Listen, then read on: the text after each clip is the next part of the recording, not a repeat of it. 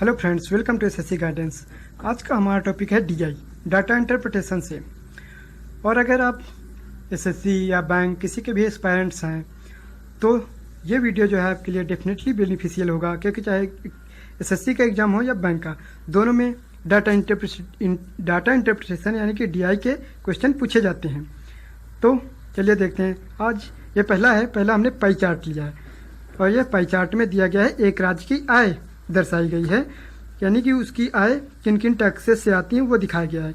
कि जैसे कि इसमें 33% बाजार कर यानी कि मार्केट टैक्स है, 18% संपत्ति कर है, 35% आयकर है, 10% उत्पाद शुल्क एंड 4% है सीमा शुल्क। यह दिया हुआ है। तो और इसके नीचे इसके क्वेश्चन दिए हुए हैं। तो चलिए क्वेश्चन सॉल्व करते हैं।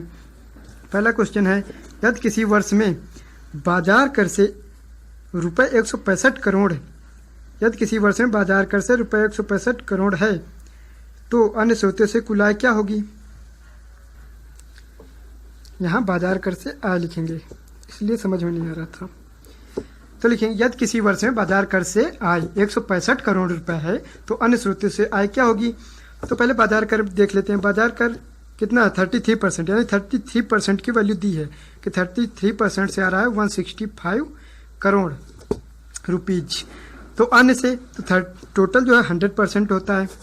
टोटल जो है 100% होता है। इसके अलग अलग पार्ट करके रखे गए हैं कि 33% बाजार कर, 4% सीमा शुल्क, ये सब पार्ट करके रखे गए हैं। टोटल 100% होता है। तो 33% बाजार कर हो गया। और पूछ क्या रहा है कि अन्य स्रोतों से कुल आय क्या है ये पूछ रहा है। तो अन्य स्रोत कितने परसेंट बचेंगे? 33% बाजार कर हो गया तो शेष बचेंगे 67%, यानी 33% की वैल्यू हमें दी है, 67% की वैल्यू हमें निकालनी है। तो कैसे निकालेंगे? 33% की दी है, 1% की क्या हो जाएगी? 33 से हमें डिवाइड करना होगा और 67 की पूछा है तो 67 से मल्टीप्लाई कर दीजिए, आ जाएगा।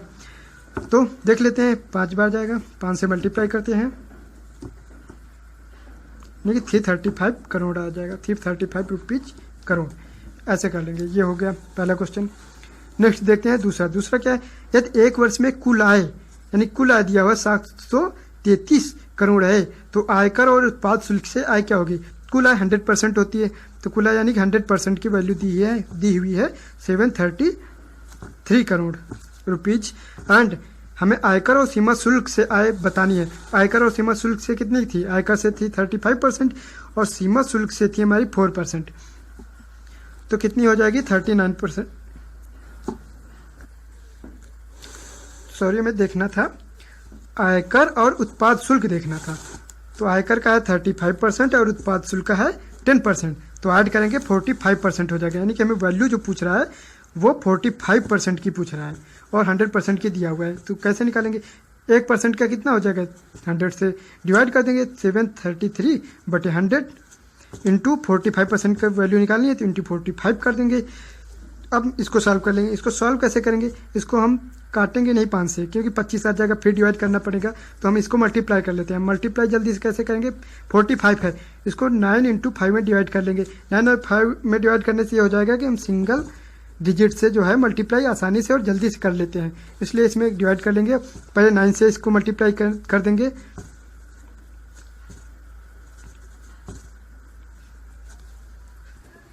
तो 9 से मल्टीप्लाई किया जाएगा 6597। हमें 5 से करना है तो 5 से कर लेंगे।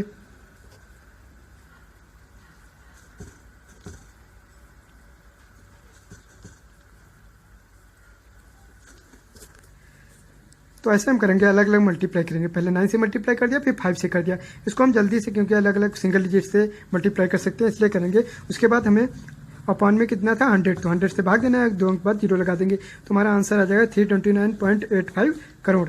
पहला आंसर हो जाएगा। तो नेक्स्ट क्वेश्चन इसी का देखते हैं। नेक्स्ट है थर्ड क्वेश्चन, आयकर दर्शाने वाले खंड का केंद्रीय कोण क्या होगा। तो देखिए, केंद्रीय कोण टोटल कितना होता है? 360 डिग्री, यानी टोटल 100% है और 100% का होता है 360 डिग्री कोण, केंद्रीय कोण। तो पूछ किसका रहा है? आयकर का है 35% का पूछा, तो 100% का इतना होता है, तो 1% का कितना हो जाएगा? डिवाइड कर देंगे, 360/100 आ जाएगा। निकालना किसका है? आयकर, यानी कि 35 डिग्री का, तो 35 से मल्टीप्लाई कर दीजिए तो आ जाएगा इधर 35% का आ जाएगा केंद्रीय कोण। तो अब इसको डिवाइड कर लेंगे,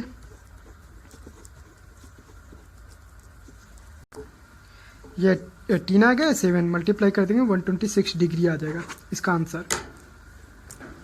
तो ये पाई चार्ट का क्वेश्चन था। ऐसे क्वेश्चन पाई चार्ट के आते हैं।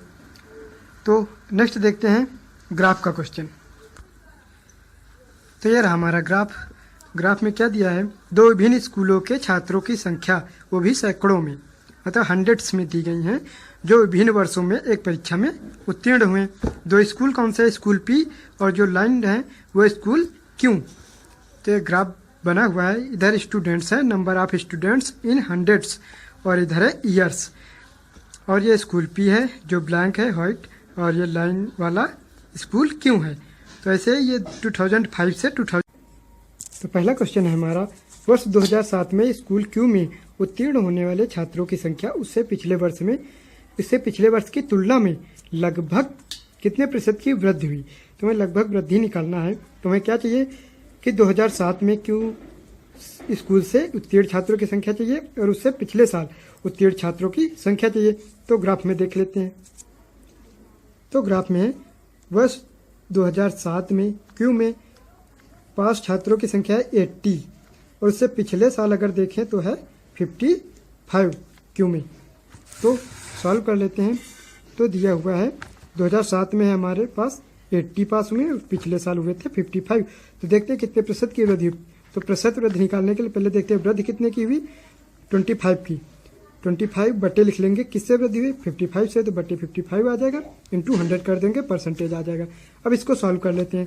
5 से काट लेंगे इसको मल्टीप्लाई 500 कर लेंगे बटे 11, और लगभग निकाल लेंगे इसको डिवाइड करके।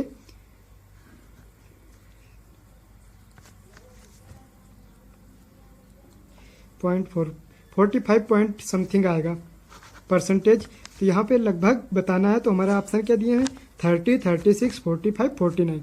तो 45 पॉइंट समथिंग आ रहा है, मतलब कि आंसर हो जाएगा 45। तो हमारा आंसर हो जाएगा। देखते हैं नेक्स्ट क्वेश्चन। नेक्स्ट क्वेश्चन है हमारा ग्राफ का, वर्ष 2005 में स्कूल पी से परीक्षा में उत्तीर्ण हुए छात्रों की संख्या और वर्ष 2008 में स्कूल क्यू से परीक्षा में उत्तीर्ण हुए छात्रों की संख्या के बीच अनुपात। तो पहले 2005 के पी छात्र ले लेंगे, 2005 के पी स्कूल के छात्र ले लेंगे, अनुपात निकालना है 2008 के क्यू स्कूल के छात्रों के साथ निकालना है। तो छात्र हम लिख लेते हैं देख के ग्राफ, और उनके बीच अनुपात निकालते हैं। चलिए ग्राफ देखते हैं। ग्राफ में देखते हैं 2005 लेना है हमें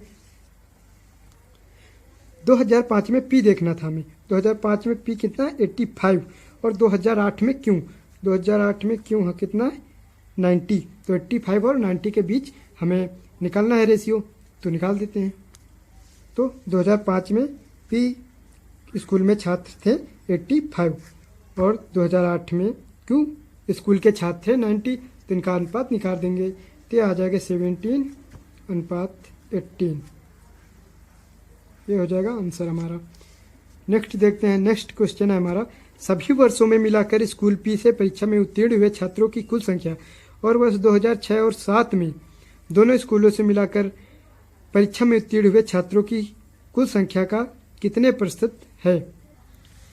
तो पूछ रहा है स्कूल पी से परीक्षा में उत्तीर्ण कुल छात्रों, तो कुल छात्रों का परसेंटेज पूछ रहा है। किसके सापेक्ष पूछ रहा है, 2006 और 2007 में दोनों स्कूलों से कुल मिलाकर जो छात्र उत्तीर्ण हुए उनसे पूछ रहा है। तो ऊपर क्या लिखेंगे, ऊपर लिखेंगे स्कूल पी के कुल छात्र, सभी ईयर्स के कुल छात्र लिख देंगे, सभी सालों के, बटे हो जाएगा 2006 प्लस 7 के दोनों स्कूलों के छात्र इंटू 100 कर देंगे, तो हमारा परसेंटेज आ जाएगा। देख लेते हैं पी के कुल छात्र सभी ईयर्स के और 2006 और 7 के दोनों स्कूलों के कुल छात्र। तो पी के हमें कुल छात्र निकालने हैं सभी ईयर्स के। तो पहले ईयर्स में कितने हैं, पी 85 है, लिख लेते हैं 85, और दूसरे साल में पी कितने हैं 80, तीसरे में कितने हैं 95, चौथे में कितने हैं 65, पाँचवें साल में जाते हैं तो 40 है, और नेक्स्ट 6th ईयर में है 90। तो इन सबको ऐड कर लेंगे, कुल छात्र हमें चाहिए तो ऐड कर लेंगे।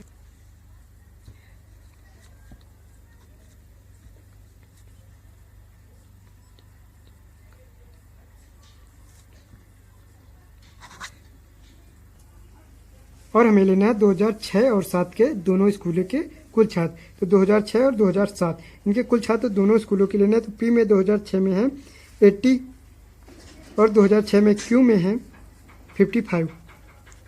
2007 में जाते हैं तो पी है 95 और क्यू है 80। इनको ऐड कर लेंगे 310 आ जाएगा। तो हमारे पी और क्यू का 2006 और 7 का योग आया है ये, और पी के सभी सालों का योग आया है 455। तो अब जाके वहाँ अनुपात निकाल देते हैं। तो पी के कुल छात्र आए थे 455 बटे 2006 और 7 के पी प्लस क्यू आए थे 310 इंटू 100 कर लेंगे। अब सॉल्व करते हैं इसको, ये 0 चला जाएगा। तो हम इसे डिवाइड करने को देखें तो ये लगभग 15 बार जाएगा, 15 से थोड़ा कम जाएगा। 15 से जब करेंगे तो 465 आता है, यानी कि थोड़ा 15 से जस्ट नीचे आएगा। तो हम पूछते क्या पूछते लगभग इसीलिए हैं क्योंकि ये डायरेक्ट कट नहीं रहा है, तो लगभग पूछते हैं। तो लगभग देखते हैं कि अगर 15 टाइम्स जाएगा तो 150 आना चाहिए आंसर, 150%। तो 150 से जस्ट नीचे आएगा तो देख लेते हैं कौन सा ऑप्शन है। ये 143 है और ये तो ऊपर है और ये 147, तो जस्ट नीचे चाहिए तो हमें 147 आंसर हो जाएगा। यानी कि जब इसको डिवाइड करेंगे तो 14.7 लगभग आएगा, तो यही आंसर हो जाएगा।